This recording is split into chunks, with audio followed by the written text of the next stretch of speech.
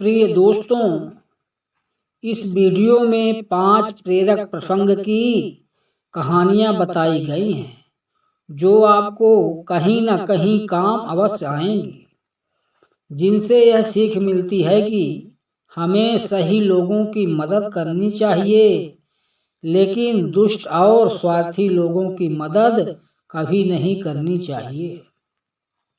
बिच्छू और साधु की कहानी।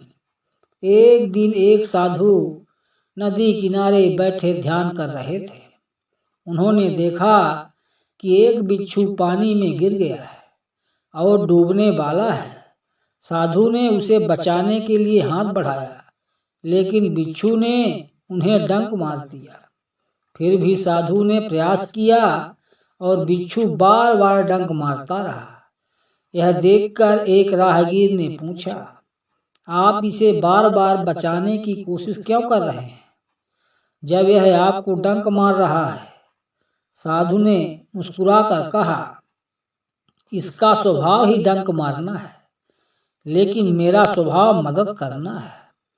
दोस्तों, इस कहानी से यह शिक्षा मिलती है कि हम सभी को मदद करनी चाहिए, लेकिन यह भी देखना चाहिए कि हम किसकी मदद कर रहे हैं। यदि कोई बार बार विश्वासघात करता है तो उससे दूरी बनाना ही बेहतर है। लोमड़ी और सारस की कहानी। एक बार एक लोमड़ी और सारस अच्छे मित्र थे। एक दिन लोमड़ी ने सारस को खाने पर बुलाया और उसके लिए सपाट थाली में पतली दाल परोसी, जिसे सारस नहीं खा सका। सारस को यह देखकर दुख हुआ, लेकिन उसने कुछ नहीं कहा। कुछ दिनों बाद सारस ने लोमड़ी को भोजन पर बुलाया और लंबे गहरे घड़े में सूप परोसा, जिसे लोमड़ी नहीं पी सकी। अब लोमड़ी को समझ आया कि उसने सारस के साथ कैसा व्यवहार किया था। दोस्तों, इस कहानी से यह शिक्षा मिलती है कि हमें मदद और दयालुता उन लोगों के लिए करनी चाहिए जो उसका सम्मान करें। स्वार्थी और चापलूस लोगों से सतर्क रहना चाहिए। किसान और सांप की कहानी। एक दिन एक किसान ने ठंड से ठिठुरते एक सांप को देखा और उसे दया आ गई। उसने सांप को अपनी गोद में रख लिया और आग के पास ले गया। जैसे ही सांप को गर्मी मिली, उसने किसान को ही डस लिया। मरते मरते किसान ने कहा, मैंने तुम्हारी जान बचाई, फिर तुमने मुझे क्यों डसा? सांप ने उत्तर दिया, मेरा स्वभाव ही डसना है। दोस्तों, इस कहानी से यह शिक्षा मिलती है कि दुष्ट लोगों की मदद करना हमें ही नुकसान पहुंचा सकता है। हमें समझदारी से यह तय करना चाहिए कि किसकी सहायता करनी चाहिए और किससे दूरी बनानी चाहिए। मूर्ख मगरमच्छ और चालाक बंदर की कहानी। एक नदी के किनारे एक मगरमच्छ और बंदर की दोस्ती हो गई। मगरमच्छ की पत्नी ने बंदर का हृदय खाने की इच्छा जताई।